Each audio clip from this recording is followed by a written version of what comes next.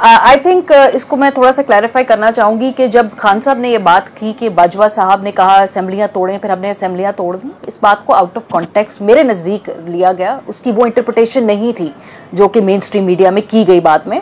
जो वो बात कर रहे थे, जो मैं समझी हूँ उस वक्त इंटरव्यू लेते हुए, वो ये था कि हमें तमाम सियासी क़यादत भी पॉलिटिकली बेट करती थी, हमें मीडिया वाले भी कहते थे कि आप असेंबलियां तोड़ दें, आपको इलेक्शन चाहिए, और हमें बाजवा साहब ने भी यही कहा। यानी कि वो चैलेंज जो था, जो उनको हर तरफ से मिल रहा था, वो एक चैलेंज तो वो कहते हैं कि बाजवा साहब ने भी दिया, क्योंकि सबका ख्याल था कि पीटीआई अपनी असेंबलियां पंजाब में और केपी में नहीं तोड़ेगी।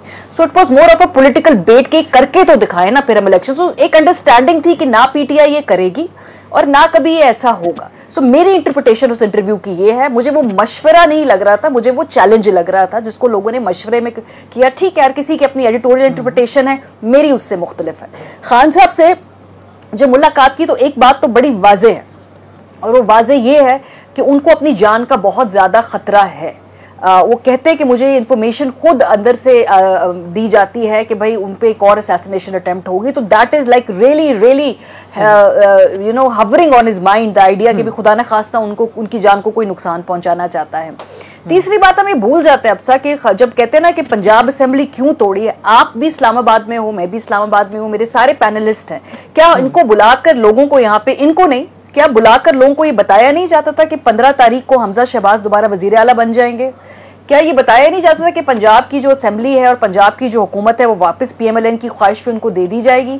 क्या हम लोग इस शहर में ही है ना, ये खबरें हम तक पहुंचती थी ना कि इस हफ्ते नहीं तो अगले हफ्ते वजीर आला परवेज इलाही साहब नहीं रहेंगे, और हम फिर ये कानूनी तौर पे सवाल पूछे अपने शोज में कि कैसे मुमकिन होगा 63A की इंटरप्रिटेशन के बाद ये बाकायदा ऑन रिकॉर्ड शो हुए हुए। ऐसा लग रहा है कि जैसे एक दिन एक शख्स ने बैठ के अपनी असेंबलियां तोड़ दी। नहीं, क्योंकि एक्टिवली कोशिश की जा रही थी पंजाब असेंबली छीनने की पाकिस्तान तहरीक इंसाफ से। वोट ऑफ कॉन्फिडेंस लेना पड़ा परवेज इलाही साहब को, आखिरी वक्त तक उनका वोट ऑफ कॉन्फिडेंस हो नहीं रहा था।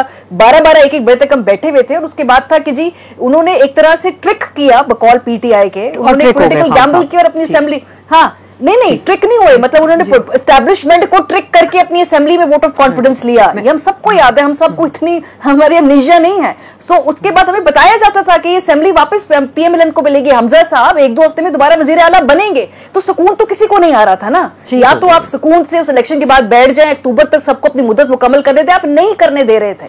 सो लेट्स बी वेरी क्लियर कि there is a context to everything. क्या करनी चाहिए थी? मेरा ख्याल है ना कौमी असेंबली से निकलना चाहिए था पीटीआई को, ना असेंबली तहलील होनी चाहिए थी, लेकिन ये सब कुछ आउट ऑफ कॉन्टेक्स्ट नहीं